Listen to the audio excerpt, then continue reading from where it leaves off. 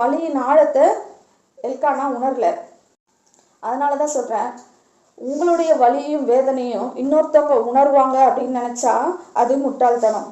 எந்த மனுஷனாலையும் உங்களுடைய வலியும் வேதனையும் தனிப்பட்ட முறையில் உணரவே முடியாது. உங்களுடைய கஷ்டத்தை மனுஷன் முன்பாக காட்டாதீர்கள். அவர்களால் உங்களுக்கு பரிதாபம் மட்டும்தான் செய்ய முடியும். உங்களுக்காக பரிதாபப்படலாம், ஐயோ பாவம் இப்படி ஆயிடுச்சு அப்படின்னு சொல்லி பரிதாபப்பட முடியுமே தவிர உங்களுக்கு ஆறுதல் சொல்லவோ அந்த வேதனையிலிருந்து வெளியே கொண்டு வரவோ அவங்களால முடியாது. அண்ணாளுடைய வலியும் வேதனையும் அப்படிதான் அதிகமா இருக்குது. அவர் தேவனுடைய ஆலயத்துக்கு போய் மனம் கசந்து அழுது ஜெபிக்கிறாள். உங்களுக்கு இருக்கிற இந்த கஷ்டமான சூழ்நிலையில நேரம் நம்ம எங்கதான் போகணும்? எந்த மனுஷனையும் தேடி போகக்கூடாது. கர்த்தருடைய சமூகத்தை தேடி போங்க. கர்த்தருடைய சமூகத்துல உட்கார்ந்து கர்த்தரை நோக்கி பாருங்க. கர்த்தரிடத்துல உங்க அழுகையை வைங்க. கர்த்தரிடத்துல உங்க கண்ணீரை சிந்துங்க. அது வீணா போகவே